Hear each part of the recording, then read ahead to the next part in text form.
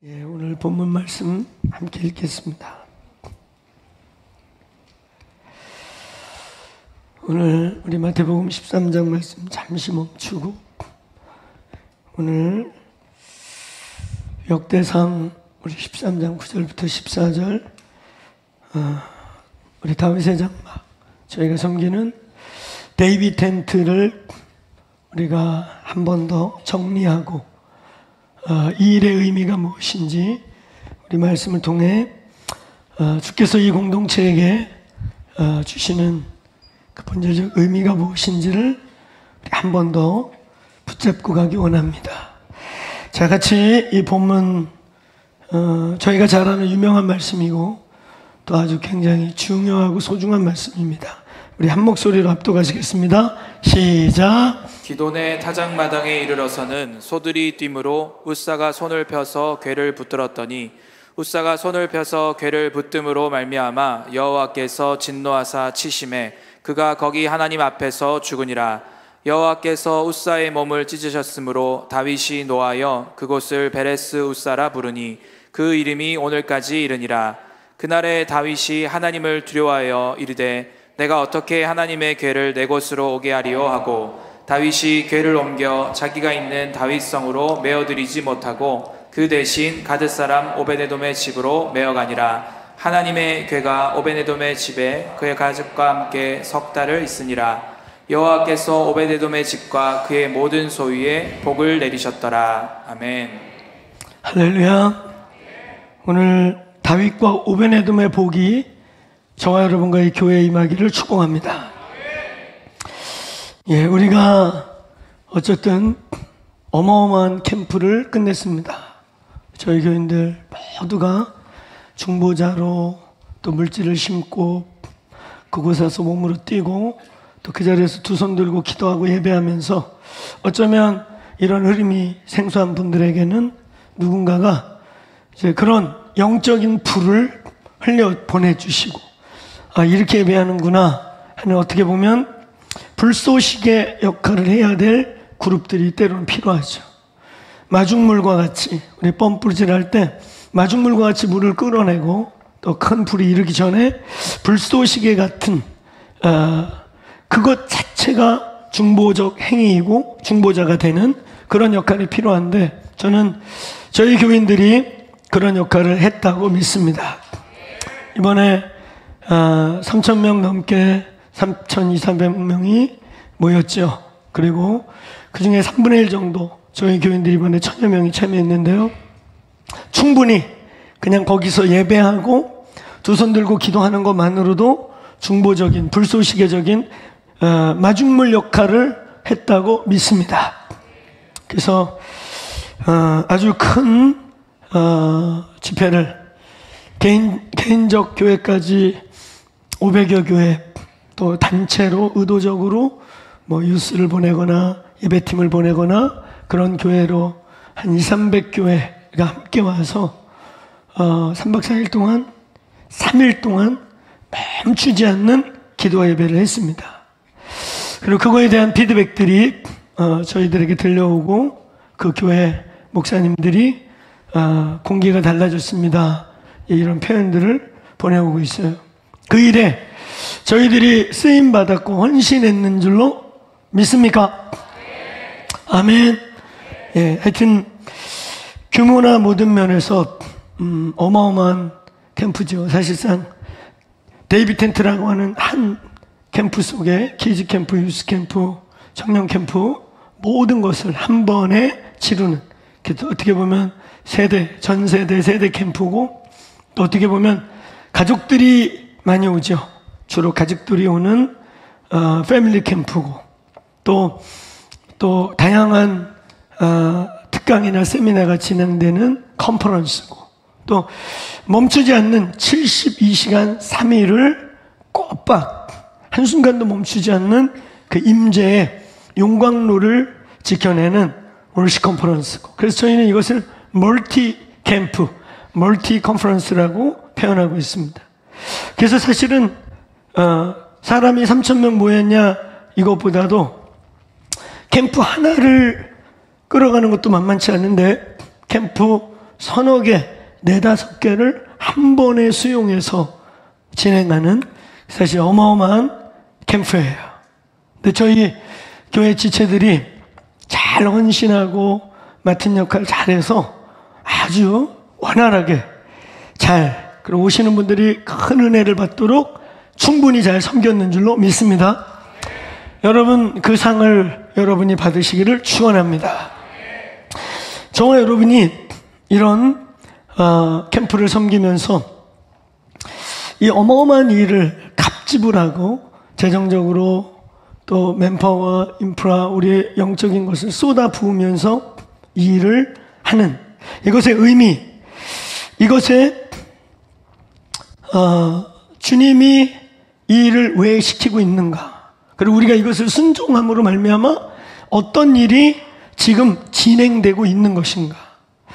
어쩌면 지난주에 제가 일부 예배 때 이 다윗의 장막의 의미를 좀 선포했어요. 그래서 그 말씀을 한 번 더 들으시고 이어서 이 말씀을 들으면 이 데이빗 텐트, 영어로 데이빗 텐트지만 한국말로 하면 그냥 다윗의 장막, 이것의 의미와 그리고 이것을 이 교회가 순종하고 수종들고 있는 것에 대한 이 시대의 이때의 영적인 진리들을 보다 더 연결해서 완성도 높게 이해할 수 있겠다고 생각합니다.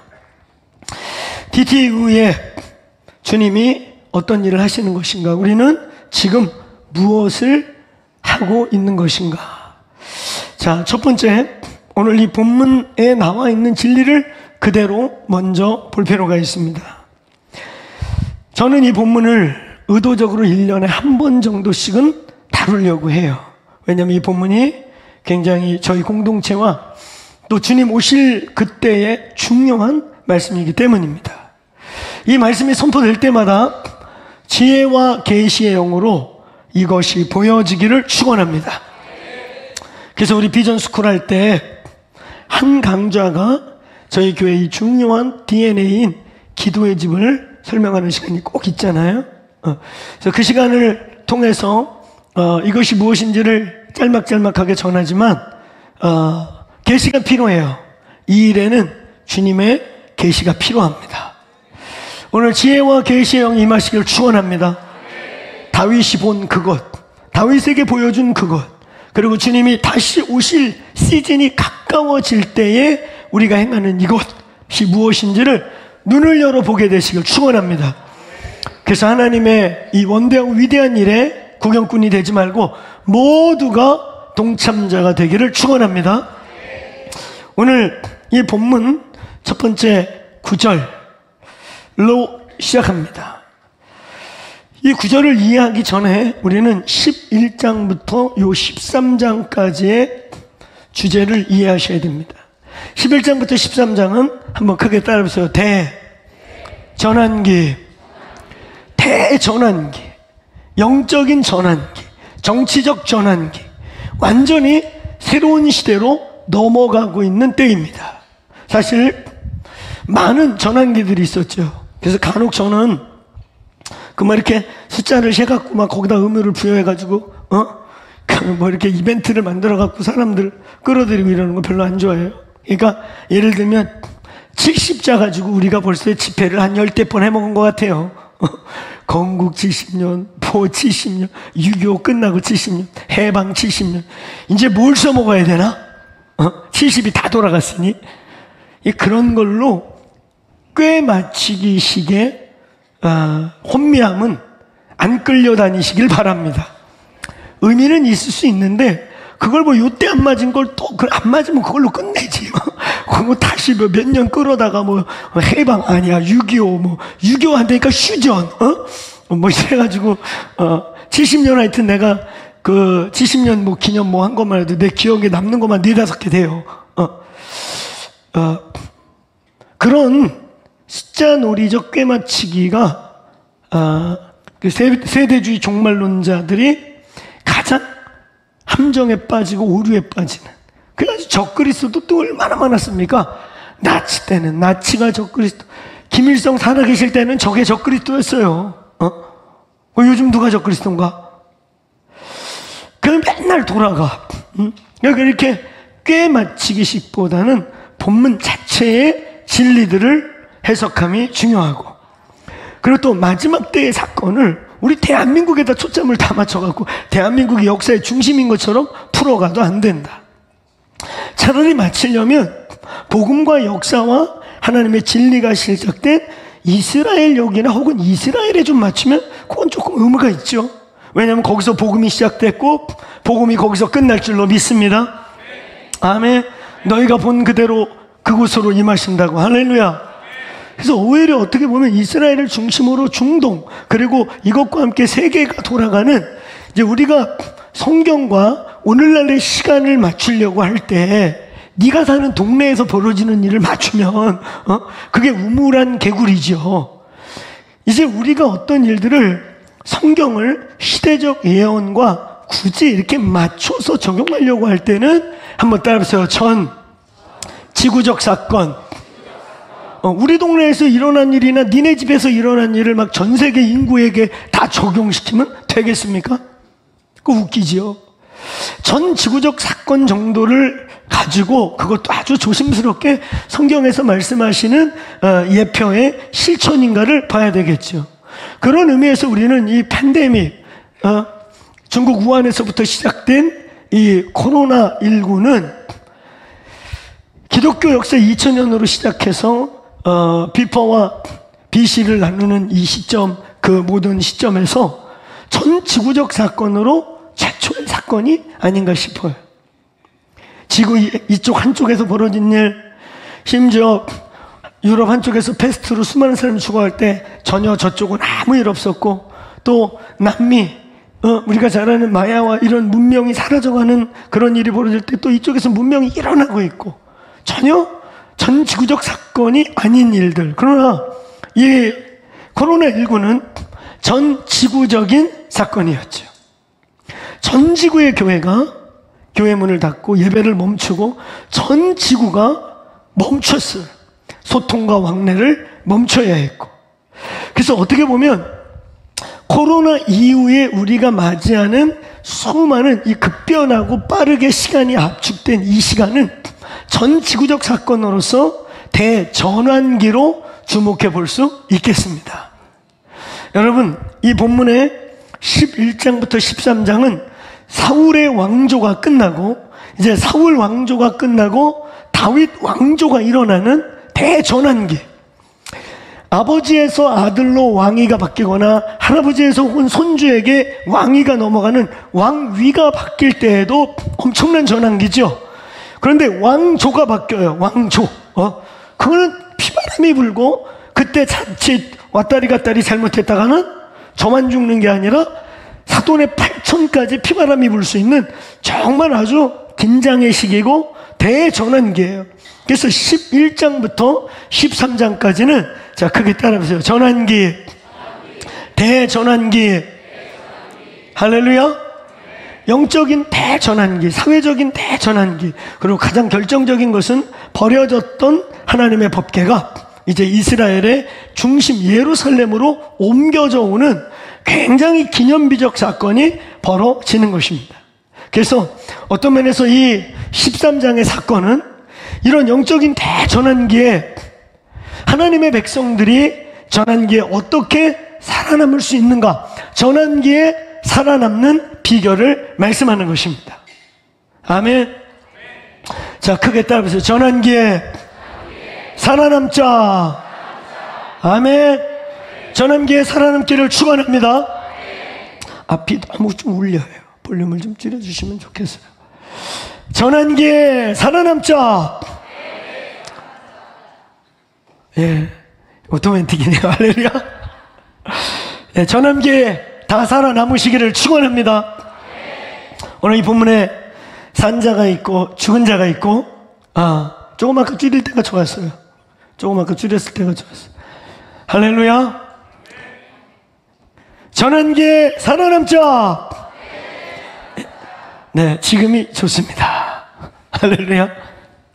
조금만 더 줄여도 될 것 같아요.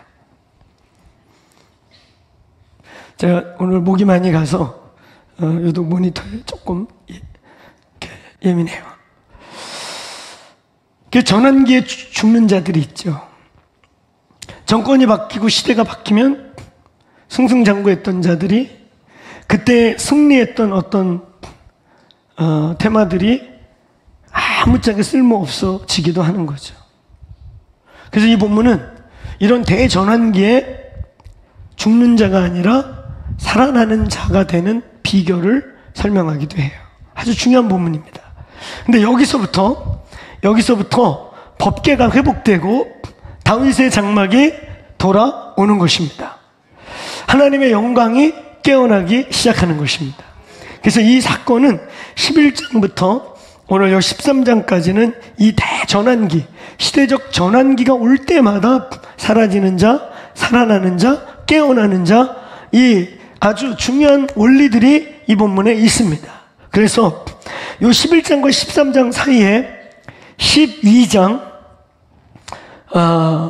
32절에 우리가 잘 아는 것처럼 한번 따라해보세요. 이사갈 자손 중에 시세를 알고 마땅히 행할 바를 아는 두령들, 마땅히 행할 바를 아는 족장들, 리더들에 대한 이야기예요. 그러니까 오늘 이 교회가, 저와 여러분이 이 땅의 교회들이 이때에 시세를 알지어다, 시세를 보는 눈이 열려야 돼요. 할렐루야. 그래서 대전환기에 마땅히 행할 일이 뭔가, 이때 우리가 붙잡아야 될 게 뭐고 순종해야 될까 무엇인가를 볼 수 있게 되기를 바랍니다. 바로 첫 번째 이 9절의 사건 중에 다장마당에서 이 일이 시작돼요.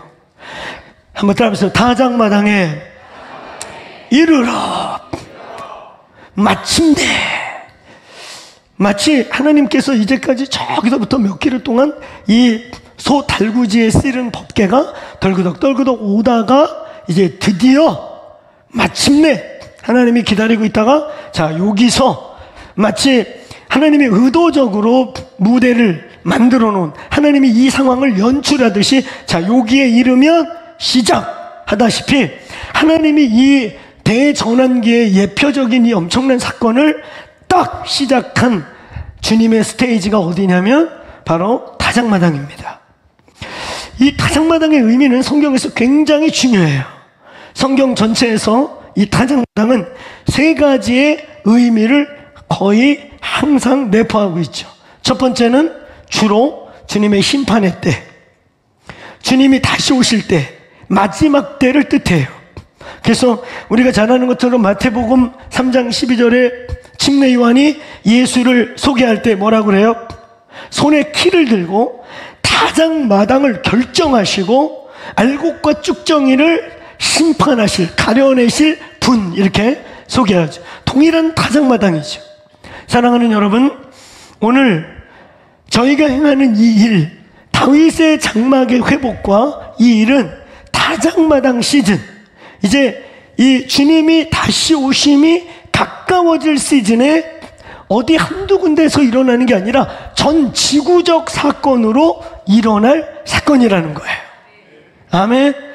그래서 오늘 여러분 여기에 이 다장마당 시즌은 마지막 때를 뜻하고, 두 번째 한번 따라해서 추수의 때.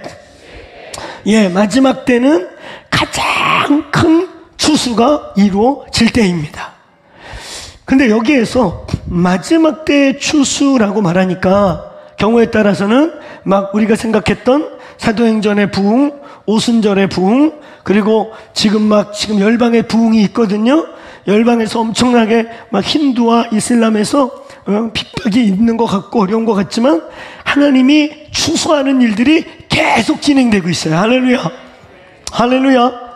여러분 19세기 한 세기, 20세기 한 세기에 구원받은 숫자가 사도행전의 그 엄청난 부흥을 포함해가지고 19세기까지 구원받은 숫자의 10배 이상이라는 것만 봐도 엄청난, 우리는 추수의 때에 살고 있어요. 할렐루야.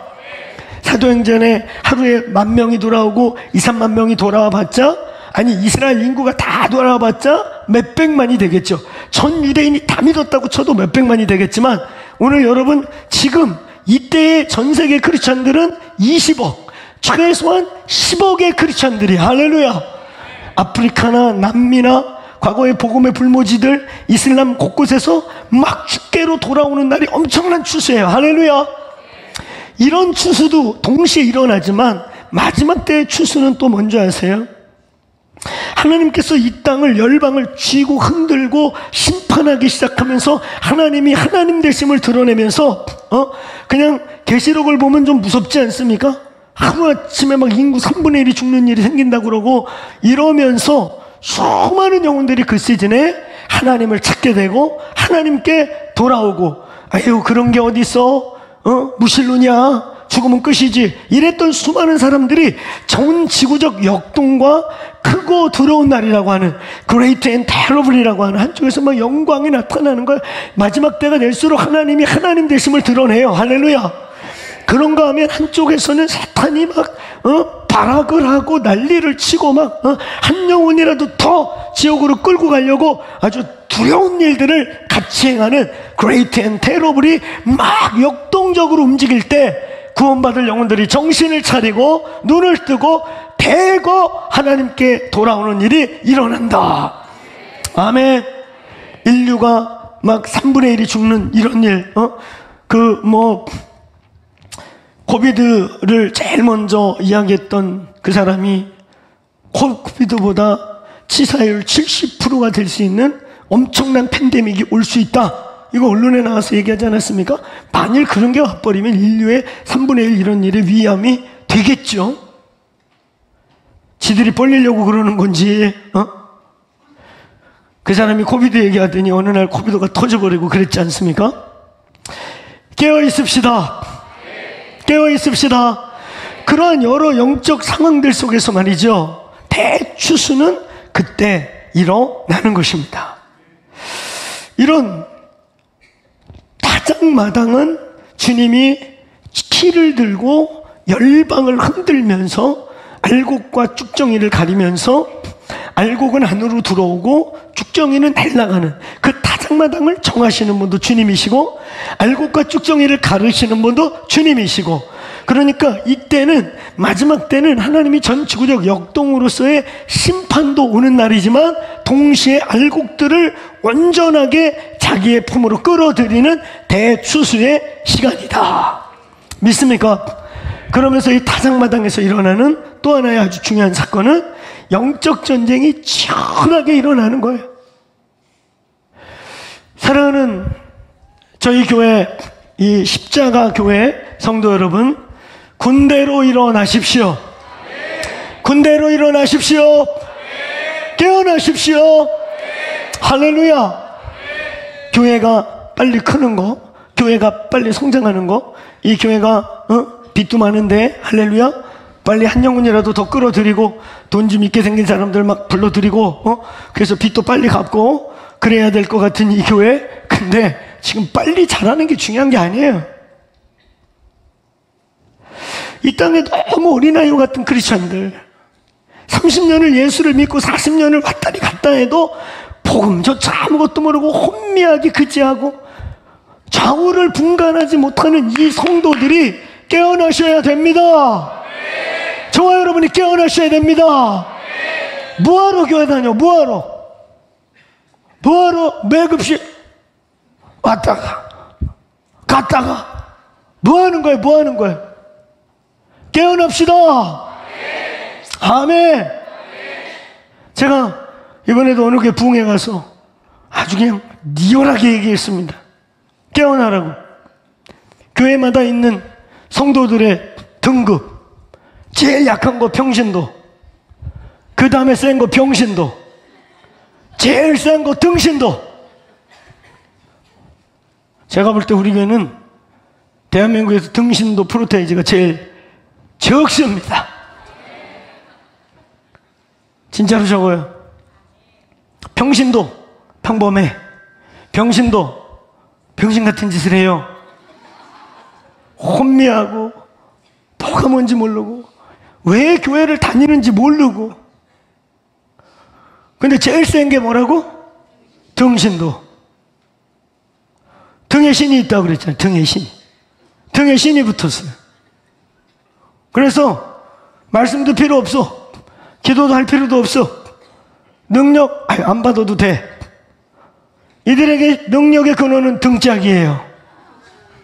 주기적으로 목사님이 1년에 한두 번씩 등짝만 두드리면 돼요. 김 집사 이리 와봐.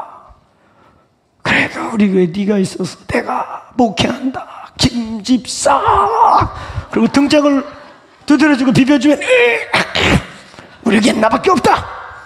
그럼 눈에서 막 빛이 나면서 교회를 막 들었다 놨다 합니다. 그리고 설교 시간에 기도할 때는 근데 뭐 하자 그러면 막 눈에서 빛이 나고 죄의 비결은 무엇일까? 등신. 등의 힘만 건드려주면 돼요. 그걸 보던 라이벌 이 집사 급방전합니다. 나는 아무것도 아니었구나. 그럼 얼른 불러야 돼. 김 집사 이따 복양실로 와. 김 집사 우청룡 자백호 너야. 우리 교회 니들 때문에 돌아간다. 김 집사 충전했어요. 그 이 집사 김 집사가 막 눈에서 빛이 나면서 교회를 들었다 놨다 교회가 쪼개집니다. 하도 세게 들고 당겨서. 웃자고 하는 얘기 같지만 너무 많은 곳에 우리의 현실인 거 있죠. 언제까지 이렇게 등짝을 두드려 줘야 되는가? 김 집사, 이 집사, 이 권사, 박 권사. 그래서 목회는 돌아다니면서 등만 두드리면 돼. 팍팍, 팍팍. 할렐루야. 근데 여러분 그런 대상이 아니에요. 그리고 이제 우리가 그럴 시간이 없어요. 오늘 깨어나세요. 깨어나세요. 하나님의 군대로 일어나십시오. 우리가 지금 이때 이 데이빗 텐트, 다윗의 장막의 회복이라고 하는 이 주제는 하나님의 시즌, 하나님의 시간, 하나님의 역동적인 시간대 그 일이 시작된다. 자, 따라서 타작마당에 이르러.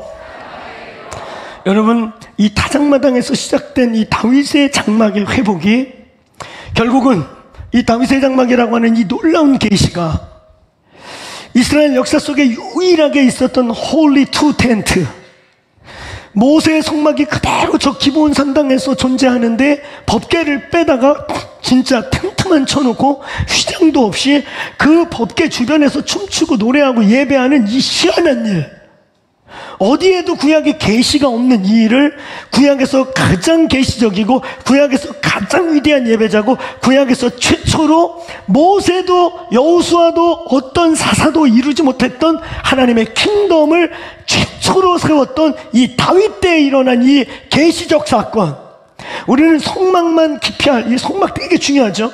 제가 이번에 DT 때 성막을 중심으로 세 가지의 불, 마당의 불, 성소의 불, 지성소, 법궤 위에 임하는 불, 구림, 기둥의 불, 우리 세 가지 불을 나누었어. 이 성막의 계시 굉장히 중요해요. 할렐루야.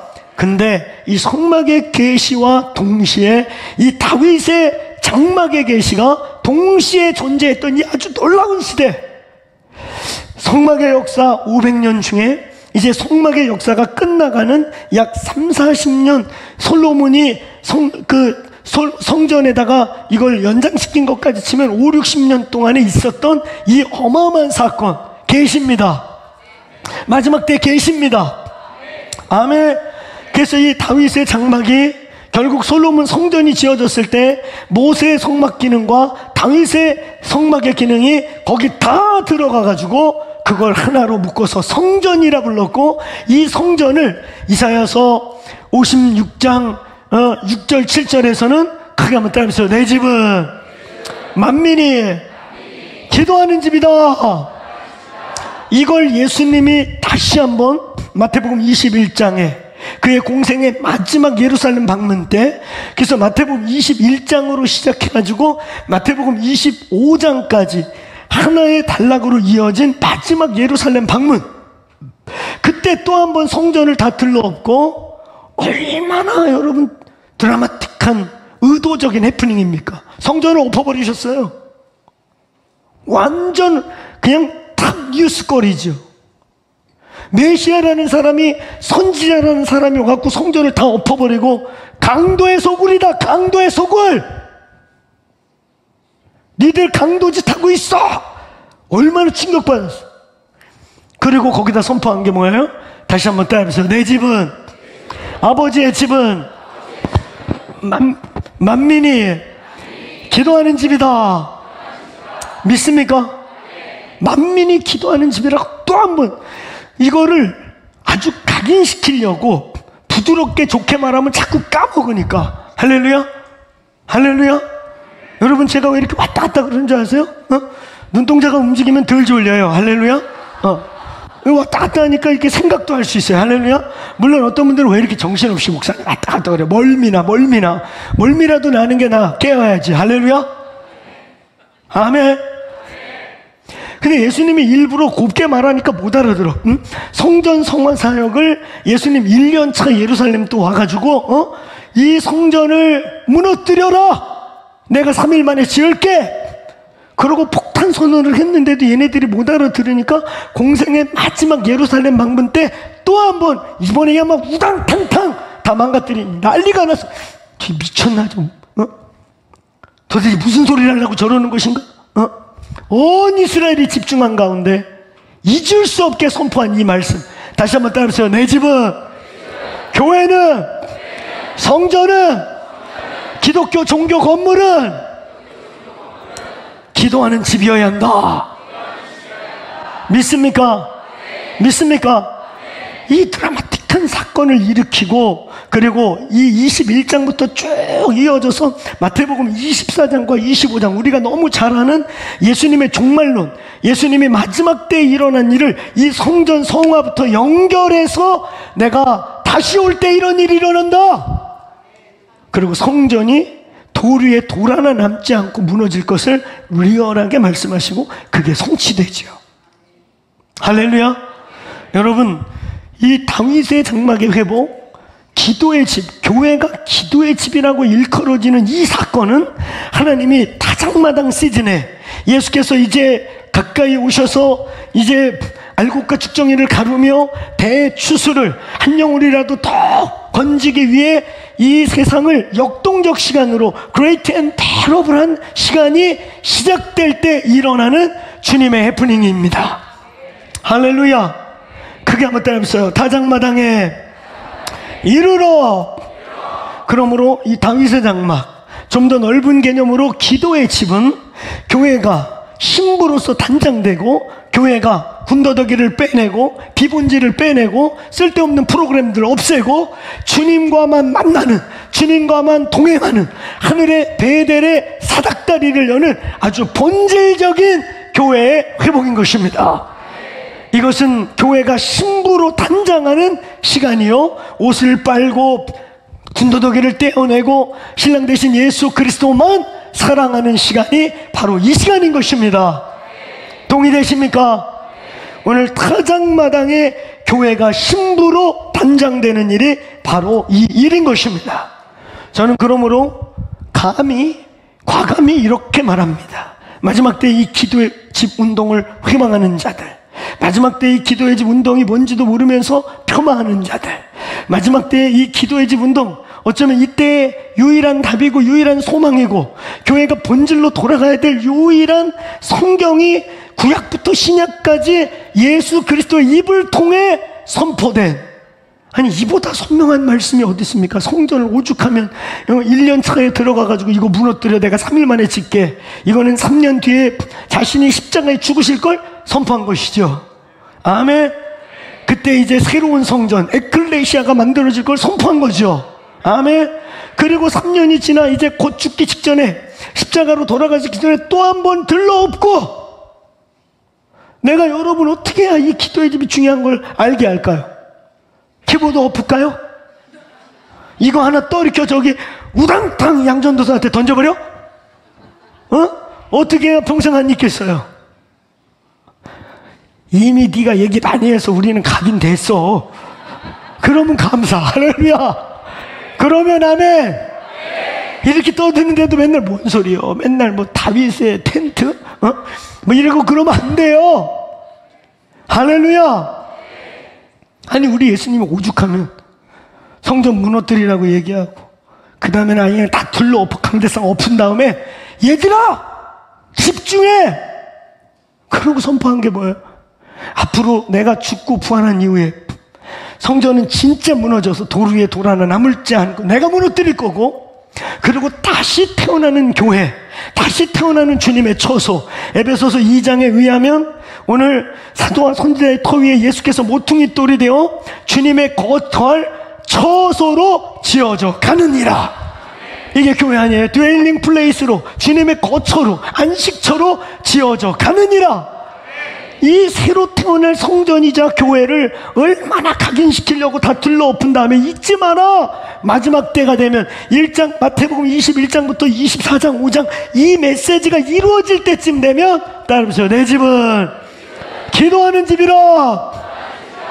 저희 교회는 모이는 교회와 흩어지는 교회가 지금 동시에 진행돼요. 지금도 200여 명은 오늘 각자 일터와 집과 셀에서 흩어지는 교회로 모이고 있어요. 할렐루야.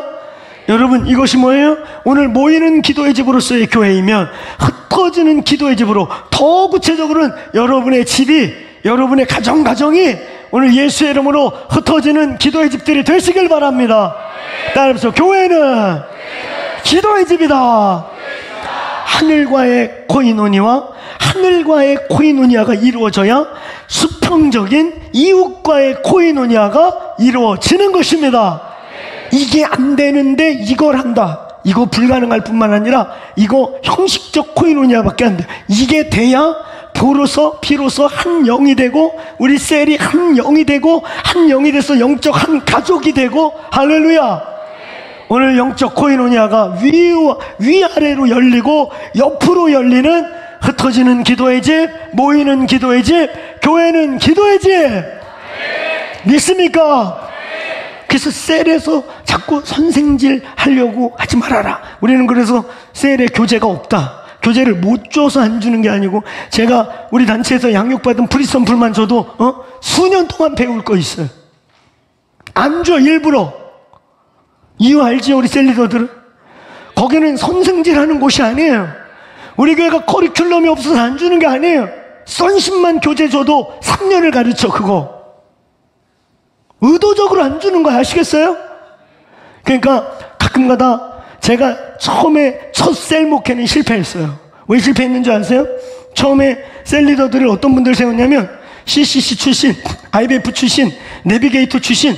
그래도 학교에서 소그룹을 해봤고 소그룹으로 제자를 삼아봤으니까 잘할 거야. 다 실패했어. 완전 망했어. 왜냐니까 이분들이 어미가 되는 법을 몰라. 아비가 되는 분은 몰라. 교재 달래, 교재 갖고 선생질 하는 것만 배웠어.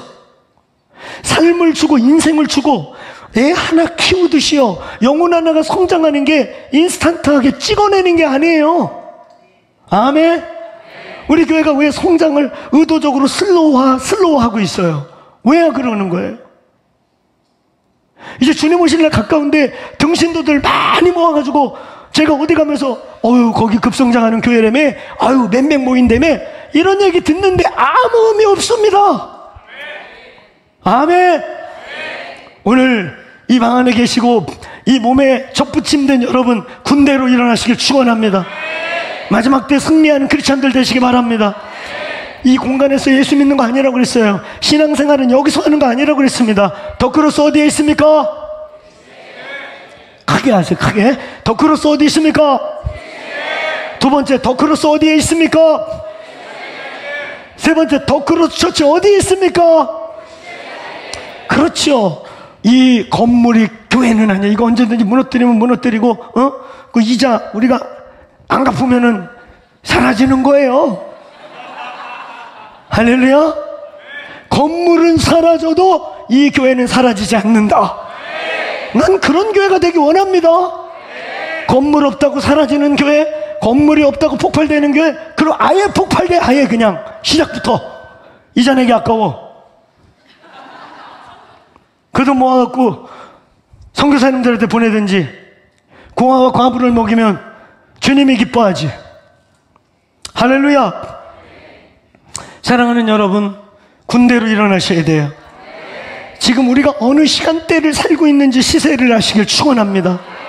왜 마지막 때 전 열방에서 한국말 여러분, 한국만 이게 뭘 해야 될지 모르고 지금 헤매고 있고 계속 돈이 많아서, 아직도 돈이 많아서 그래요. 쓸데없는 거 모여가지고 막 돈 쓰고 컨퍼런스하고 쓸데없는 뭐 신학 심포지엄하고 누구 이름 내고, 우리 이제 이런 거 하고 있을 시간이 없다. 아멘. 깨어나십시오. 깨일지어다. 마지막 때 교회는 선생질하기 위해 모이는 게 아니에요. 사도행전 2장 42절에 뭐라고 돼 있어요? 초대 교회가 어땠습니까? 그들이 날마다 모여, 성전에 모이고 또 집에 모여, 세 가지를 했어요. 떡을 떼고 교제하며, 따라하면서 오로지 기도에 힘썼더라. 그러니까 떡을 떼고 교제하면은 되게 짧아, 말이 짧아. 그냥 떡 빨리 떼고 교제 대충 하고, 할렐루야. 그리고 따라하면서 오로지, 그러니까 시간의 3분의 2나 그걸 기도에 썼다는 거예요. 그때 수직적 코이노니아가 풀어지고, 그 수직적 코이노니아가 풀어지니까 영이 하나 되고, 영이 풀어지니까 꽁꽁 숨겼던 마음의 아픔과 이것들이 그냥 풀어지고, 서로 신뢰하고, 가족보다 피를 섞은 식구보다 영이 섞이는 예수의 살과 피를 함께 먹은 더 진한 공동체가 가능해지는 것입니다. 믿습니까? 기도의 이 수직적 코이노니아가 안 이루어졌는데 수평적 코이노니아를 강제로 이룰 수는 없어요. 오로지 기도와 예배에 힘쓸지어다. 흩어지는 교회 가면 선생질 하려고 하지 말고 기도하고 예배하고 기도하고. 아멘. 스쿨 뭐 배우고 싶어요? 우리 교회 5대 스쿨 들어오세요. 할렐루야. 성경 읽기 학교, 선십, 키펄슨, 선두주자 학교, 그 다음에 맨 끝에 전략적 선교학교, 이번에 이름을 우리가 좀 바꿔갖고 GIS라고 했던, 이런 데 들어오면 딴 데서 뭐 더 배우고 헤매고 다닐 필요 없습니다. 몰라서 신앙생활 못하냐? 우리가 지식이 없어서 못하냐? 여기저기 싸돌아다니면서 귀를 키운 만큼 당신들이 심판받는 거 말씀에 써 있어요. 지금 우리가 아는 것을 살아내자. 그런 능력이 부어지길 축원합니다. 살아내자. 아는 거 살아내기도 바빠. 고만하러 고만. 할렐루야. 그리고 우리 교회가 나누고 가르치는 이 5대 스쿨 밖에 없는, 그리고 웬만한 데서 배울 수 없는 다 최첨단 티칭들이에요. 할렐루야. 아멘. 저는 객관적으로 한국교회와 열방을 다니니까 우리의 어떠함들을, 저희들이 갖고 있는, 주님이 저희에게 주신 어떠함의 이 퀄리티를 그 객관적으로 비교할 수 있어요. 하나님 우리에게 주신 것들이 풍성해요. 아멘. 살아내자. 하나님이 여러분에게 이 마지막 때에 모이는 기도의 집으로서, 이 평창과 이 판교 기도의 집, 흩어지는 기도의 집으로서 여러분의 집, 우리의 삶의 자리, 우리의 부르심의 자리가 기도의 집 되기를 축원합니다. 축원합니다. 오로지 기도에 힘쓰니라. 아멘. 그들이 날마다 떡을 떼고 교제하며, 요건 짧게 얘기하는 거예요. 그러니까 마치 심정이 떡 교제 빨리 끝내고 오로지 기도하자. 그러니까 기도하다가 예배하다가 영이 풀어지고 성령의 코이노니아가 이루어지니까 사실 꽁꽁 말 안 하고 있던 것들이 나누어지고 풀어지고 서로 기도해 주다 보니까 성령의 신령한 은사들이 임해서 예언적으로 서로 격려하게 되고 치유하게 되고, 그런 역사가 있을지어다. 셀에서 암 치유하세요. 권역과 마을에서 암 치유하고 질병 치유하고 귀신 쫓으세요. 아멘. 그게 평신도 빌립 집사들, 다 집사들이 한 거예요. 집사보다 높은 권사님들, 집사보다 높은 안수 집사님들, 안수 집사보다 높은 장로님들 뭐 하셔요?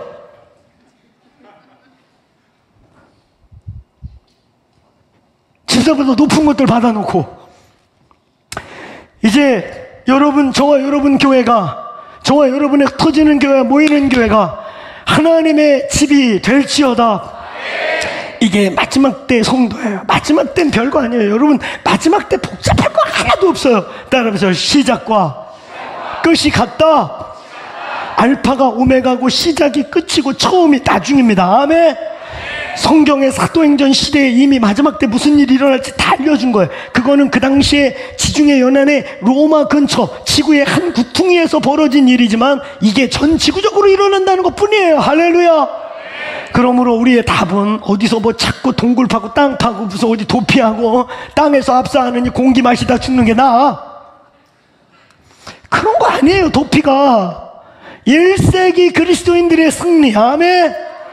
기도와 예배, 말씀과 기도로 무장되기를 축원합니다. 그러므로 마지막 때에 저는요, 대한민국에 10개 교회가 있다면 10개 교회가 다 신부적 교회가 될 거라고 믿진 않아요. 제 그냥 바람은 10분의 1에서 최대 20%.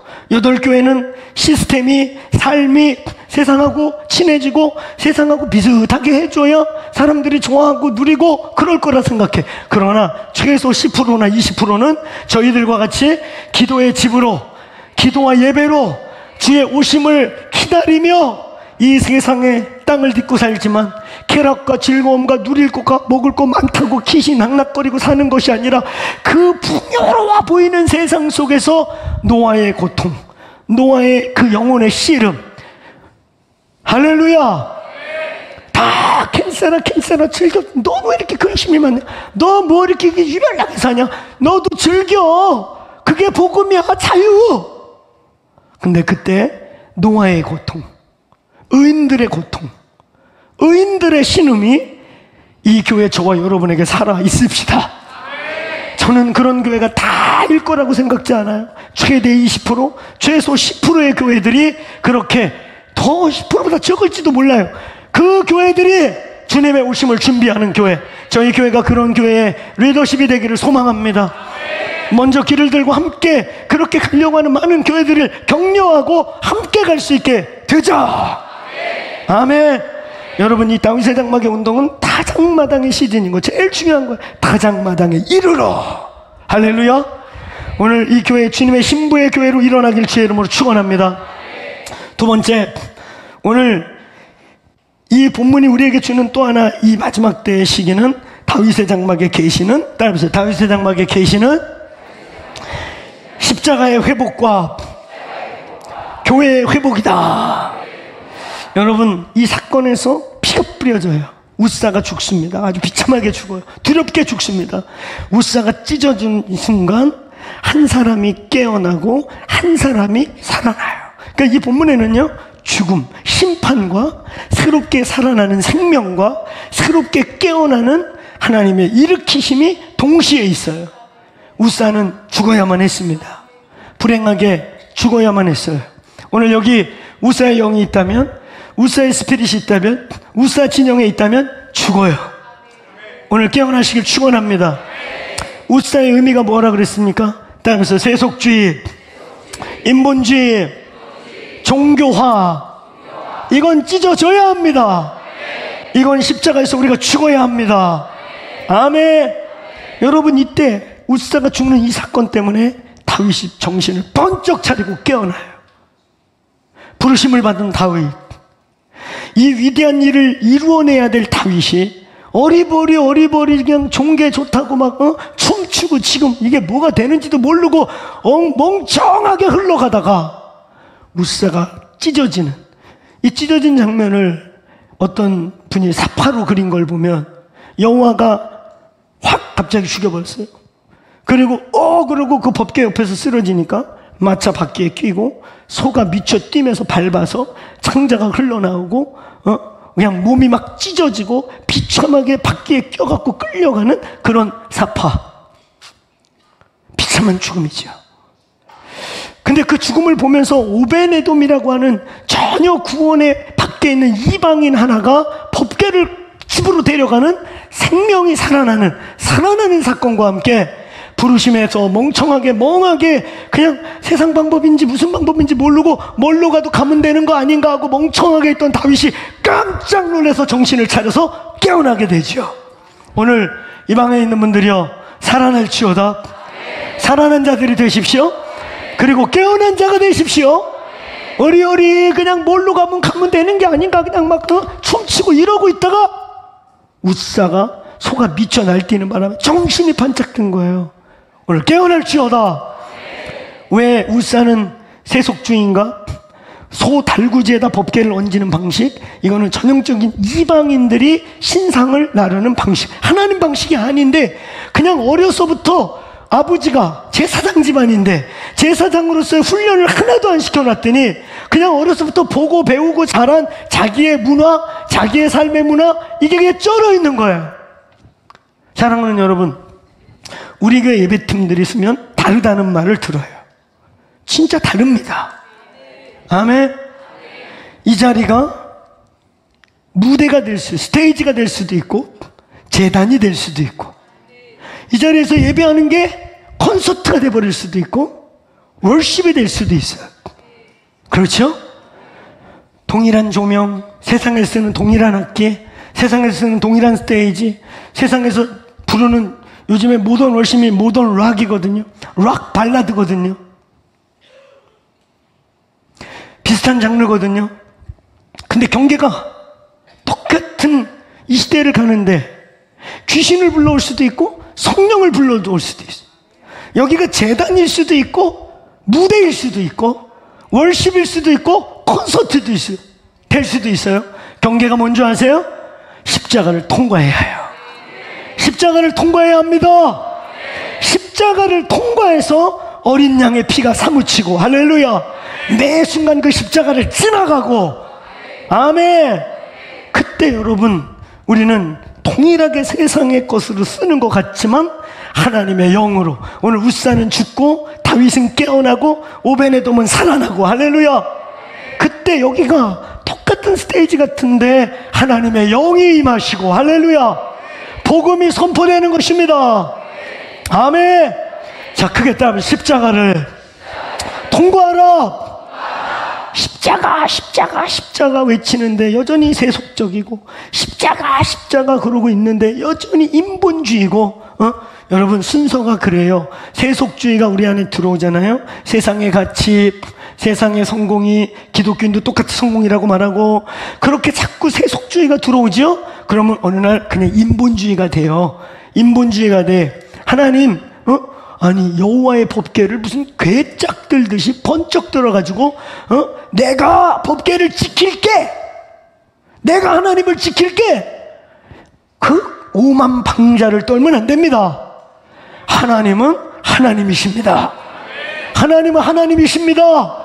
우리가 하나님 지키는 게 아니에요. 우리가 순종할 뿐인 거지. 믿습니까? 오만 방자에게 착각하면 나도 모르게 인본주의가 들어와서 법궤가 어느 날 괴짝이 되고, 이 괴짝을 내가 지킬게, 그래서 죽는 거예요. 법궤는 우리가 지키는 게 아니에요. 아멘. 아멘. 오늘 깨어나시길 축원합니다. 오늘 세속주의 들어오면 나도 모르게 그냥 인본주의가 되는 거예요. 오늘 하나님 없어요.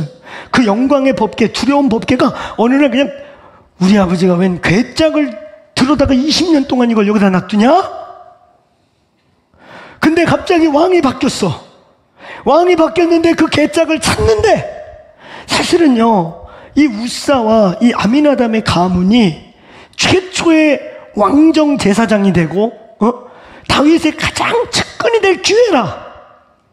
이 대전환기에 여호와의 기회가 올 때 그 기회가 사망의 기회가 되지 않도록 방정 떨지 말고 인간적으로 막 오버하지 말고, 그럴 때 더 하나님께 나오라. 그럴 때도 원리와 원칙을, 말씀을 확인하라. 아멘. 사실 엄청난 기회가 온 건데, 그렇죠? 최고의 권력가가 법궤를 가져와라. 그리고 그 법궤를 최초로 옮길 영예를 줬는데, 하나도 준비가 되지 않았어요. 그냥 맨날 눈으로 보던, 세상에서 놀던 똑같은 조명 켜고 떠들고, 그 요즘 젊은 예배자들이 참 많이 나오고 있는데, 요즘 애들은 그냥 다 그냥 막 엔터테인먼트예요. 그냥 올라오면 임재 없어도 막 그 연기를 얼마나 잘하는지, 임재 연출. 저희 공동체 예배팀들, 또 저와 여러분들 예배를 할 줄 아는 이 교회요, 우리가 그런 모습 볼 때마다 중보하고, 우리 교회에서는 그걸 용납을 하지 맙시다. 십자가에 찢어버리든가. 할렐루야. 안 돼, 우리가 뭐 박아버려. 그냥 박어. 그래서 여기가 주의 불이 내리는 제단이 되고, 아멘. 이들의 예배와 손짓과 선포가 하나님의 영을 열어내는 비밀이 되기를 축원합니다. 축원합니다. 이 본문에서 오늘 웃사는 반드시 죽어야 하는 것입니다. 날마다 웃사를 십자가에 못 박을지어다.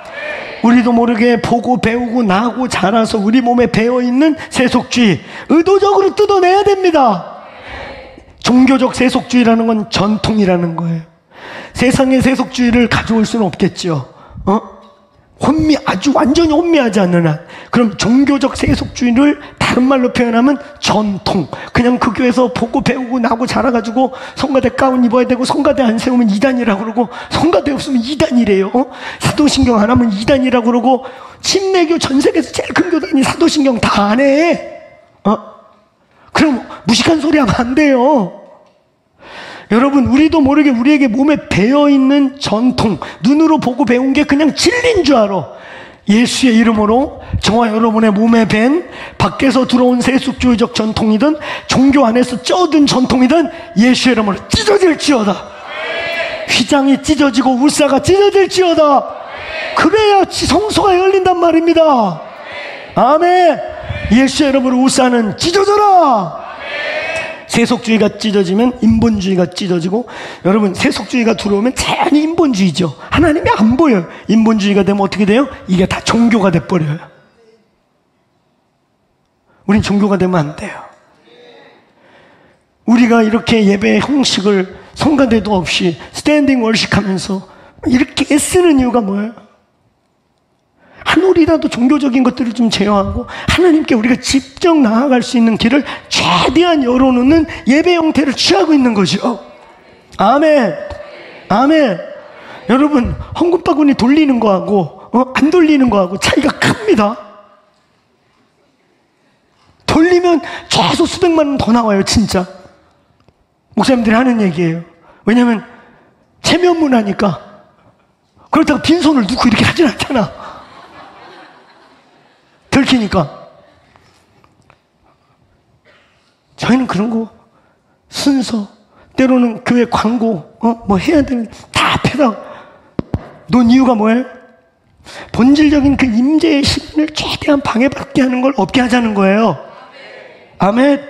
그 주님의 임재와 주님과 만나는 그 길 속에 광고한다고 끊고 뭐 한다고 끊고 그러니까 앉았다 일어났다 형식이지. 주님이 일하시고 성령이 운행하는 것을 최대한 담아드리고 따라드리자. 할렐루야. 이게 우리의 예배 폼이에요. 할렐루야. 오늘 우리의 예배 드릴 때마다 웃사는 찢어지고 우리의 세속주의는 분리돼서 사라지고 우리 몸에 배어있는 종교적인 틀은 깨질지어다. 오늘 다윗이 깨어날지어다. 다윗들이 깨어날지어다.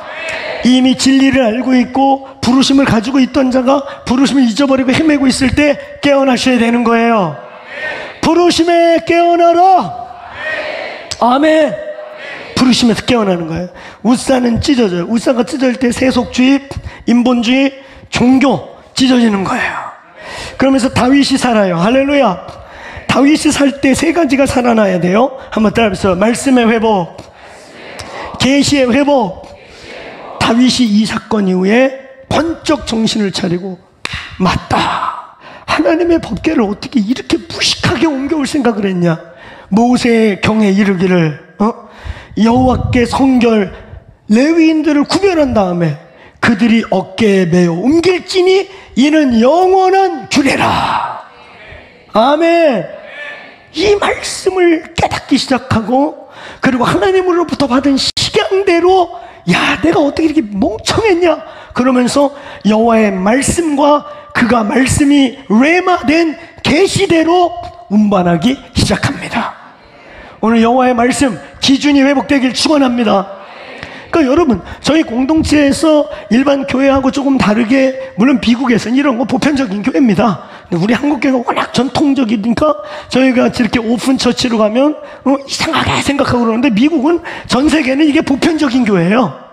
그런데 이런 보편적 교회인데 한국의 전통의 입장에서 나하고 뭐가 부딪혀. 그럼 너하고 부딪힌다고 다 부딪히는 게 아니야. 부딪히는 걸 우리 그럼 어떻게 해야 되는가? 따라서 진리의 기준을 진리의 기준으로 해결하시길 바랍니다. 아멘. 말씀이 회복될지어다. 여러분, 주님 오실 때가 되면 진짜 바른 말씀의 회복이 필요합니다.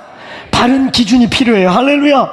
영원히 흔들리지 않고 역동적인 시대, 가치의 혼란 시대에 도대체 뭐가 옳은 것이냐, 뭐가 틀린 것이냐, 말씀의 기준을 찾으시고 그 말씀을 옳게 분별하기를 축원합니다.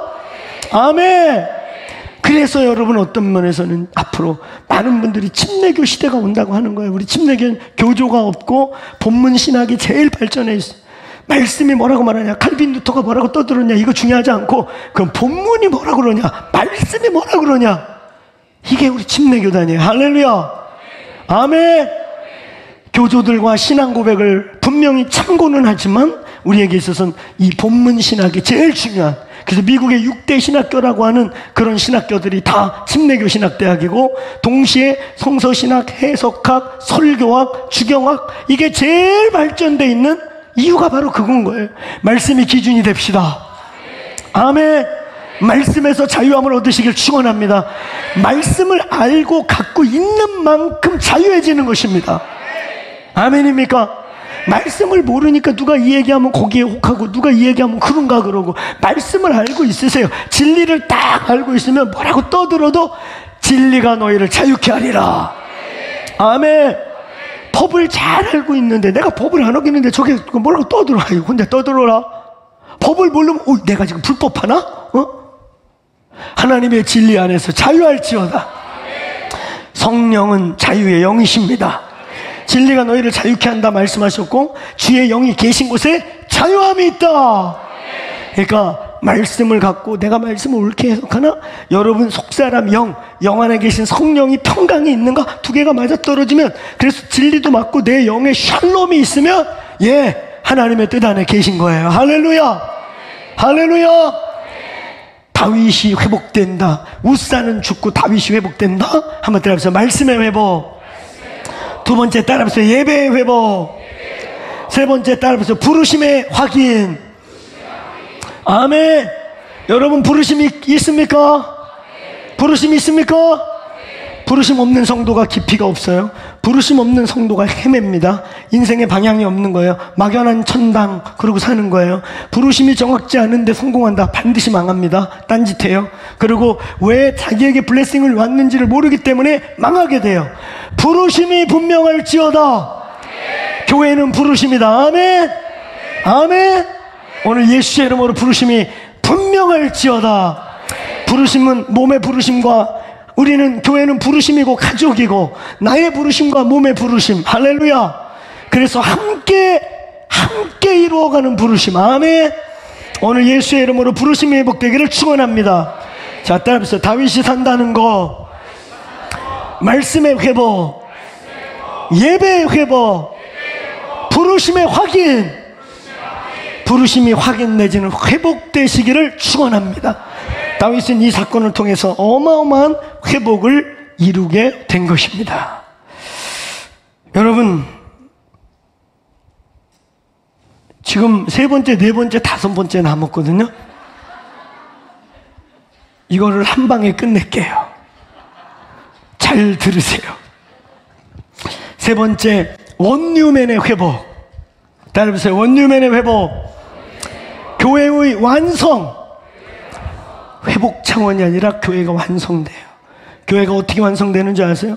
더 크로스 처치가 지구에서 가장 건강하고 가장 균형 잡히고 가장 신학적이고 가장 완성된 교회다. 그럼 교회 완성이 끝났을까? 아니요.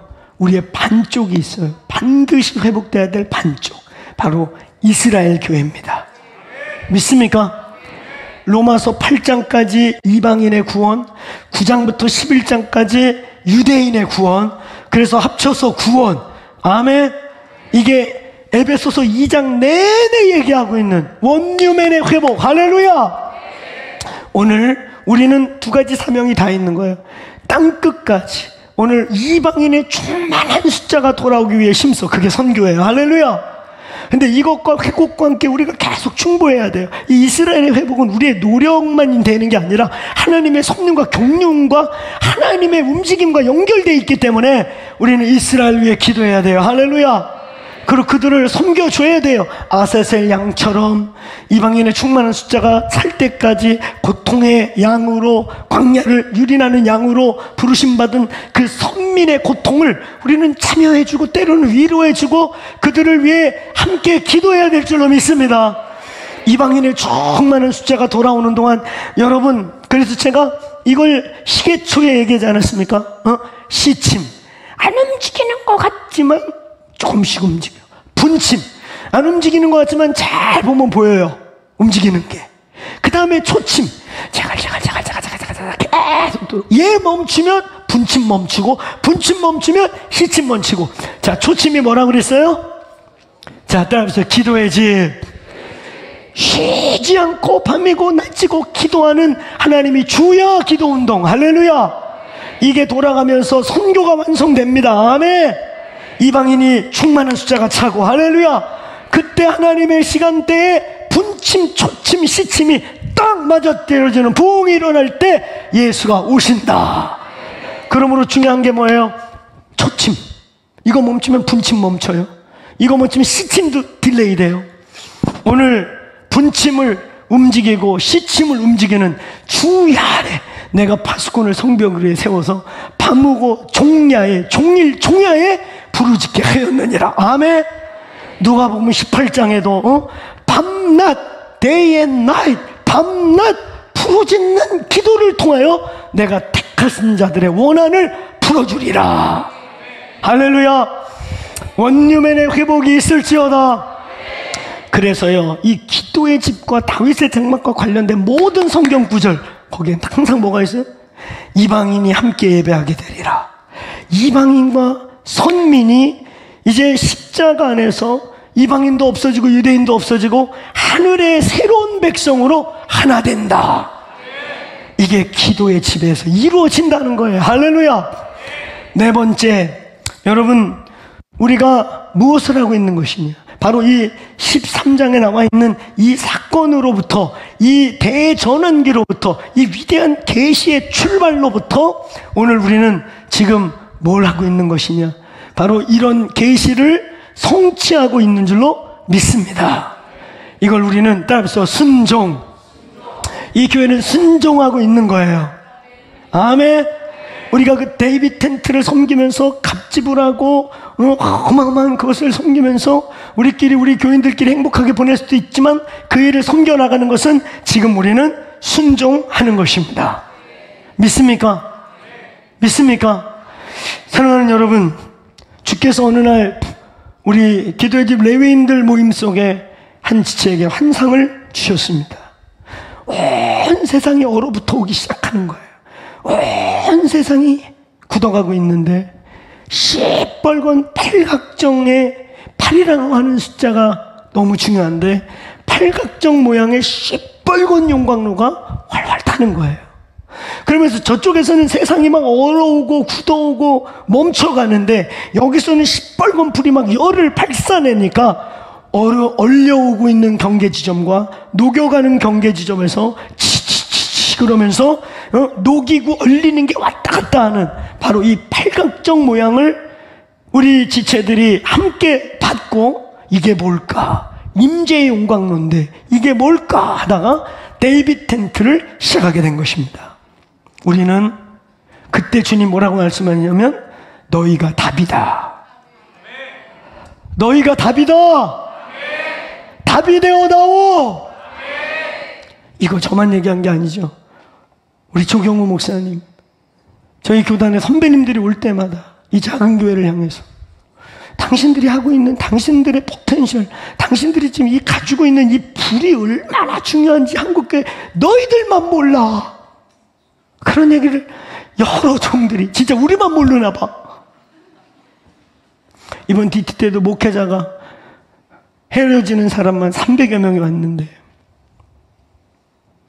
모두가 그러는 거예요. 더크로스 처치는 목사님, 한 교회 목회하는 게 아니에요. 한국 교회 목회를 해주세요. 우리가 대단한 거 아니고 아무것도 없는데 이 불을 가지고 있어요. 이 불을 확장하는 게 바로 데이비 텐트예요. 아멘. 우리가 잘났다고 자랑하자고 이러는 거 아니에요. 아무도 우리 공격도 많이 해요. 감사해요. 그래서 아멘. 안 그러면 우리가 막 교만해질 수 있는데 교만할 여력이 없어요. 막 공격하고 얻어맞고 가르치고. 아멘. 그렇지만 우리는 전진해 가요. 이 불이 필요한 자들은 가져갈 거예요. 이 불이 필요한 자들, 불이 꺼져서 검은 수덩이가 된 사람, 조금만 불빛만 붙여주면 빨간 숯이 될 사람들은 올 거예요. 아멘. 따라하면서 우리는 순종하고 있다. 같이 순종합시다. 더 크로스처치가 함께 순종하고 있습니다. 아멘. 여러분, 우리가 왜 평창이냐? 그 영적 의미들 나눴잖아요.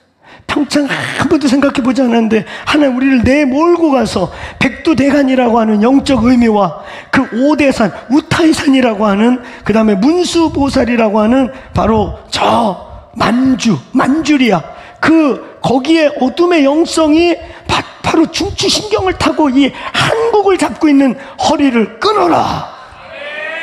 우리는 장소도 순종하고 있는 거예요. 저희가 처음 할 때 수천 명이 들어올 수 있는 기도원에서 러브콜 했어요. 여기 와서 해. 박 목사 기도원이라고 생각하고 여기서 하세요. 거기 가면 재정도 지금 쓰는 거 10분의 1밖에 안 들고. 근데 우리가 결정할 수 없어요. 하나님이 평창에서 이제 그만해라. 그러기 전에는 여러분 싫어도 평창 오셔야 돼요. 그래서 밑에 동네 사람들은 너무 좋대요. 너무 시원했답니다. 진짜로 그러더라고. 내가 이번 주간 부산에 있었잖아요. 와, 동남아야, 동남아. 거기 있는 분들이 막 평창 너무 시원했대요. 창문 열어놓고 자면 막 얼어 죽을 뻔했다고. 어떻게 이렇게 좋은 양소를 했냐고. 우리가 주님께 순종할 뿐입니다. 이렇게 겸손하게 답했어요. 그러고 그런 휴양지 리조트에서 하니까 자기 가족이 회복됐다고. 목사님 가족인데도 회복됐다고 막. 장소도 순종이고 8월 15일 요 주간을 계속하는 건 여러분 처음에는 우리가 휴가를 껴서 하자 막 이랬는데요. 왜 이 시간일까? 날짜를 옮길까? 막 이러던 중에 여러분 이스라엘력으로 9월달이 신년이에요.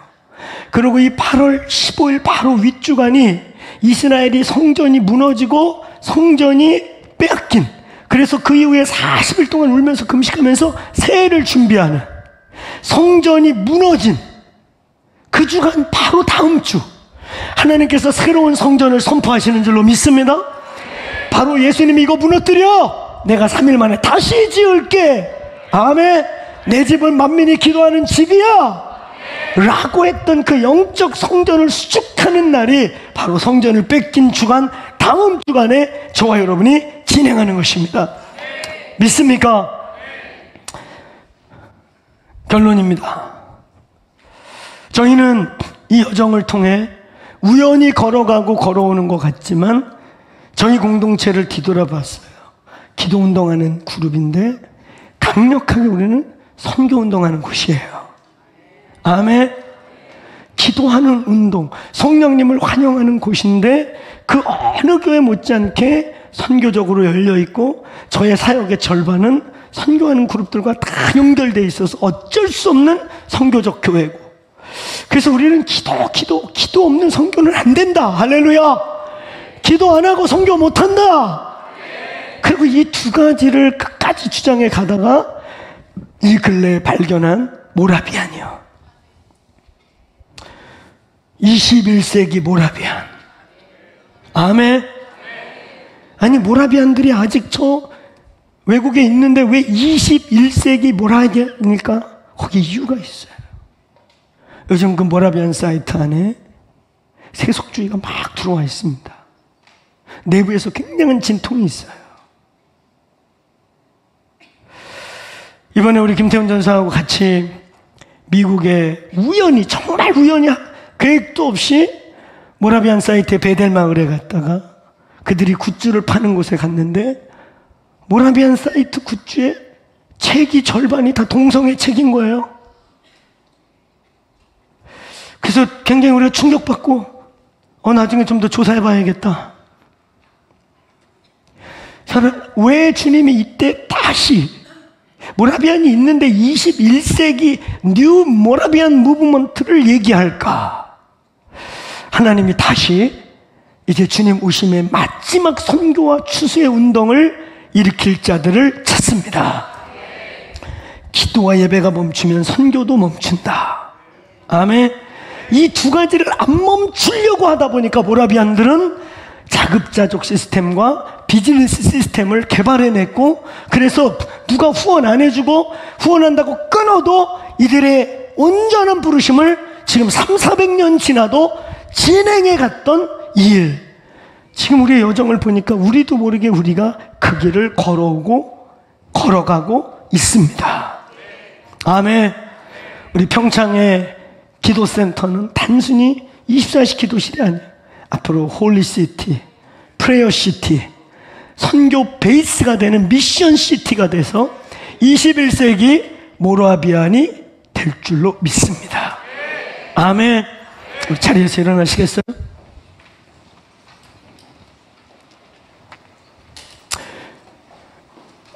사랑하는 여러분, 저희가 가는 길은 분명합니다.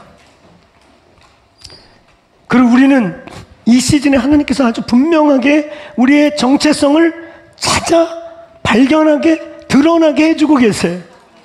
우리는 그냥 막연하게 기도 성령의 소원을 따라 기도 멈출 수 없다. 24시간을 지금 14년 동안 한 번도 안 멈추고 정확하게 12년 조금 넘게를 진행하고 있고, 그리고 이걸 통해서 열방에 지금 스리랑카 같은 나라는 국가적 트랜스포메이션이 일어나고, 지난번에 갔다 온 요르단에서 엄청난 목회자들이 각성과 기도의 불이 번진다고 한 번 더 오십시오 그러고 있고, 일본이 코로나 이후 막 회파됐다가 다시 기도가 시작돼요. 우리 7월 달에 일본의 키 리더들이 7명이 여기 와서 저하고 2박 3일 멘토링하고 기도하고 다시 마음에 불을 받고 돌아가고. 할렐루야. 태국에 코로나 때 다 어려웠는데 두세 교회가 이렇게 일어났는데 그 교회들이 저희가 기도의 집을 섬기고 기도의 불이 안 꺼지고, 할렐루야.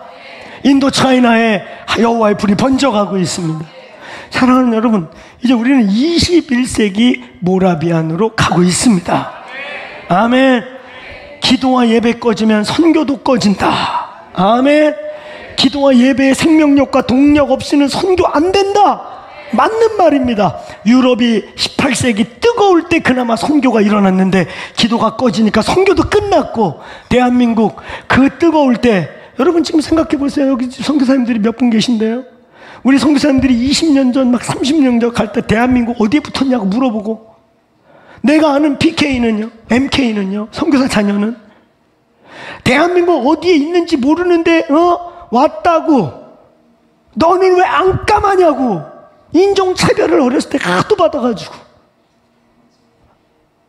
지금은 대한민국 그러면 뭐 전 세계가, 특히 선교지 같은 어려운 나라들은 다 코리안 드림.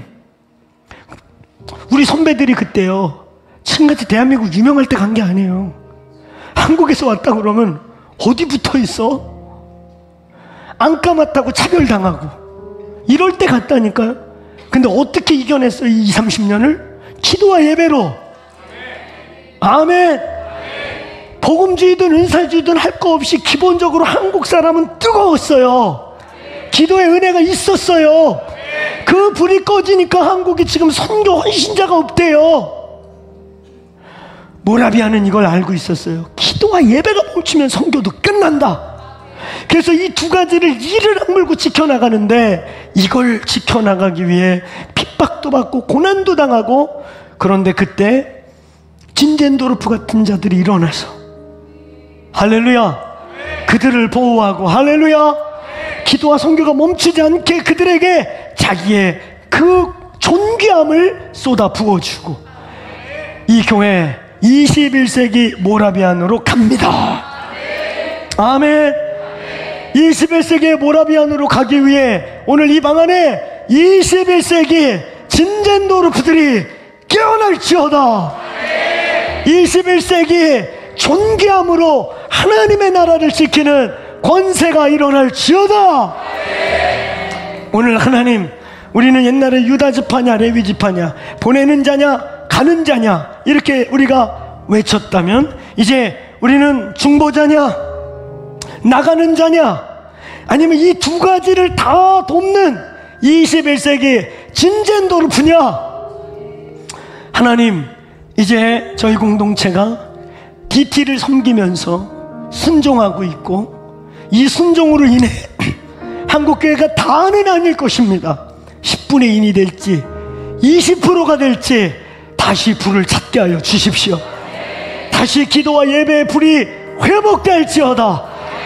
그래서 21세기적 모라비안적 선교가 저희 교회뿐만 아니라 국가적 차원으로 다시 일어날지어다. 오늘 두 손 들고 그거 선포합시다. 하나님, 한국교회가 다 이 일을 참여할지는 않을 수 있습니다. 그러나 21세기 모라비안으로 부르심받은 공동체들이 깨어날지어다. 21세기 진젠도르프들이 깨어날지어다. 나에게 준 권세와 존귀와 영광을 다시 오실 주님이 오실 때까지 기도와 선교가 멈추지 않는 그 일을 위해 드려지게 하여 주옵소서. 하나님, 오늘 우리를 사용하여 주옵소서. 다시금 대한민국의 기도와 임재불이 번져나갈지어다. 이를 위해 우리를 사용하여 주옵소서. 우리 돌파의 함성을 치고 한 5분 정도 합심하여 한 마음으로 한 영으로 한 입으로 기도하겠습니다. 기도합니다.